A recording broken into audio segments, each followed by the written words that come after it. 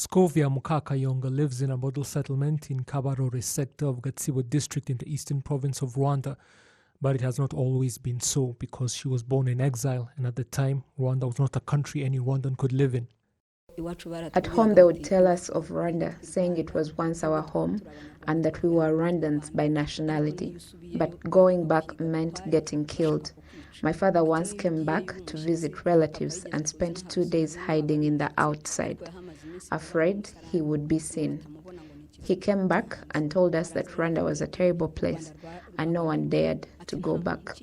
We continued to live like that, as if we had no worth. But it was given back to us, and we are now well, with leaders who care about us, starting right from the bottom. Scovia's testimony is by no means unique. This place we are living in was once wilderness with wild animals, with just the Gabiro base nearby. And His Excellency the President of the Republic realized that many of the returnees did not have where to live, and he helped us by ensuring that we got a place to live. Even those who once fought against the people who liberated the country have found that they were never victimized for their past after they decided to return to a liberated Rwanda. When I look at the way things were then and how they are now, it is not comparable. At the time, people were not equal. It depended on where you were from, even for us soldiers at the time. I was once stationed at the Kanombe military base and even studied at the Officers Academy, SM. But not all soldiers could go to different locations even if they had the same rank. Today, every Rwandan is equal at a rate of 100%.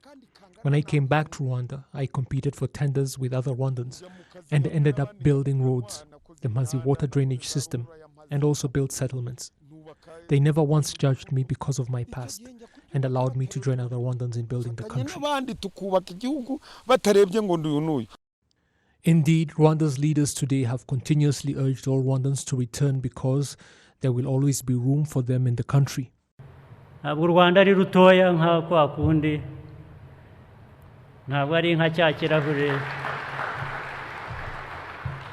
Rwanda is not small in the sense of the way they used to describe it, like that glass.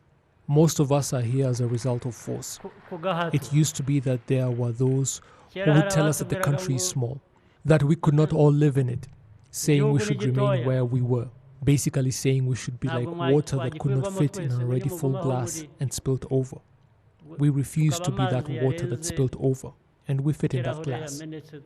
As for the few Rwandans abroad, and they are few, not many like when we were being told that the glass is full.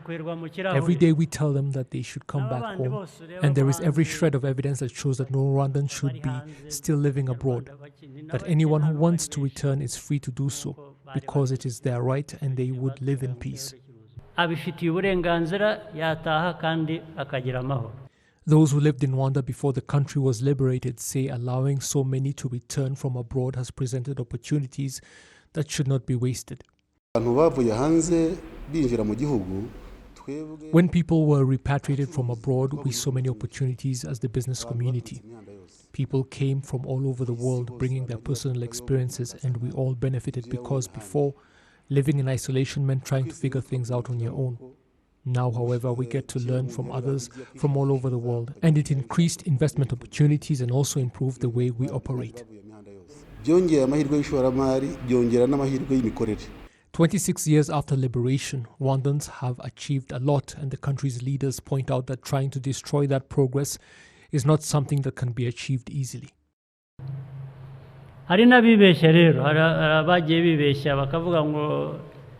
There are those that have deceived themselves, saying to themselves, those RPF people decided to fight when they were still young, and they changed things. We will do the same. Well, that is not how it goes. To succeed, your cause must be based on truth. You cannot just decide to copy what others did, saying that they left just as children. Ask yourself how they went. What led to their leaving, and what circumstances led to their return? Why did they want to return? Or what was keeping them from returning?